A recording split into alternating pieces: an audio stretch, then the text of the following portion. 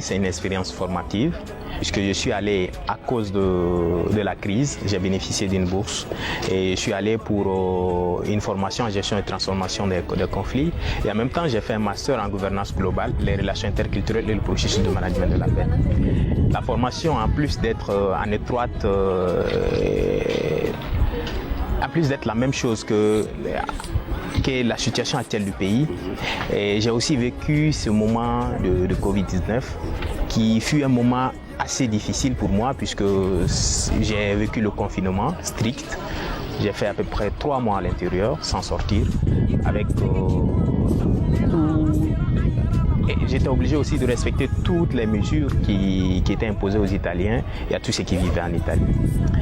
Alors, le Covid-19, c'est une réalité. On l'a vu et on a quand même vécu cette situation en Italie. Je ne peux pas dire que c'est une mauvaise chose puisque ça m'a permis aussi de comprendre comment est-ce que ces gens ont vécu. Peut-être que si moi j'étais au Mali, vu le fait qu'il n'y a pas de contagion, d'aussi grande contagion comme en Italie, j'allais peut-être aussi faire partie de ceux qui disent que la pandémie n'existe pas. Alors l'effet tangible de la réalité de cette pandémie est que moi j'ai connu des personnes qui ont perdu leurs proches, j'ai connu des personnes qui ont contracté la maladie et j'ai vu ces personnes qui ont aussi été en difficulté à cause de cette maladie. Puisque ce n'est pas réellement le taux de décès ou le taux de contagion seulement qu'on voyait. On voit aussi cette difficulté économique que les gens ont vécu là-bas. Il y en a qui, à un moment, n'arrivaient même pas à bien manger puisque le confinement exigeait, les gens ont perdu leur boulot, il y en a qui ont dû fermer leur commerce, il y en a qui ont vraiment dû arrêter toutes leurs activités à cause de la pandémie.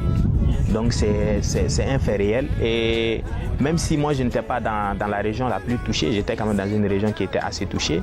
Et dans ma ville, par exemple, il y a eu un cas où une maîtresse avait contracté la maladie, ils avaient dû confiner toute l'école. Voilà, il y a eu beaucoup de cas similaires comme ça. J'ai une collègue qui a perdu son oncle, il y a beaucoup de cas comme ça. Et on était aussi de ceux qui pensaient que peut-être qu'en tant qu'Africains habitués quand même à ce genre de maladie, le paludisme et tout ça, les Africains peut-être allaient être épargnés. Mais on a vu aussi des gens d'origine africaine, par exemple un jeune Camerounais, étudiant camerounais qui est décédé de la pandémie alors qu'il avait terminé comme nous et il devait quand même avoir son diplôme. Mais voilà, donc c'était vraiment triste. Mais je pense aussi qu'on a appris quand même beaucoup de choses à travers cette pandémie. Et aussi ça nous a permis de comprendre comment est-ce que les gens ont pu vivre ça et de vivre aussi avec eux cette situation. Oui, ils ont instauré les couvre-feux, les gens ne sortent plus, les bars sont fermés à partir de minuit et beaucoup de choses.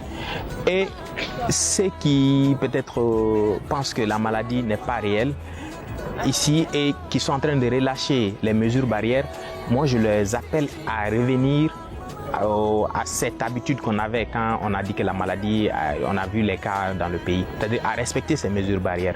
Et les mesures barrières pour moi vont au-delà même de la pandémie, c'est bien et pour la santé et aussi pour prévenir d'autres types de maladies puisque se laver les mains au savon c'est très bon et avec nos poussières avoir un masque aussi je pense que c'est intéressant, donc il faut aller au-delà de ça.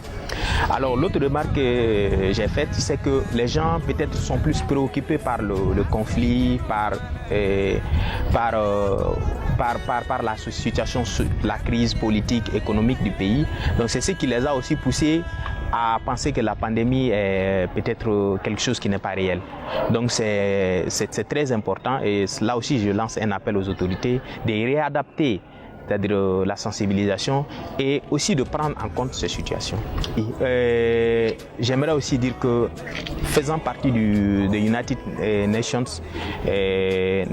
United Network of Young Peace Builders et faisant partie de Rondine International Peace Lab qui sont tous les deux des réseaux des jeunes et ambassadeurs de la paix disons. on a quand même lancé un projet, une petite contribution pour apporter notre pierre à la construction de l'édifice. Et pour ça, nous, on va contribuer en partageant nos expériences, ce qu'on a vécu en Italie, mais aussi en partant vers les personnes qui ont subi les conséquences de cette crise-là. Donc, dans les camps des réfugiés, pour faire des distributions de kits, pour sensibiliser et en même temps parler de Covid, de cohésion sociale, de paix et tout ce qui va avec. Donc c'est un projet qu'on a lancé et on est en train de faire une campagne en ligne et nous sommes en train d'aller vers la seconde phase qui est aussi de participer au débat, de parler, de partager nos expériences et ensuite nous allons voir ce qui viendra avec, disons, nous restons quand même disponibles et tout ce qu'on peut faire pour sensibiliser les gens et demander aux gens de respecter les mesures barrières, aider et faire en sorte que notre pays ne vive pas les mêmes choses que l'Italie et tous les pays qui ont été fortement touchés, nous le ferons.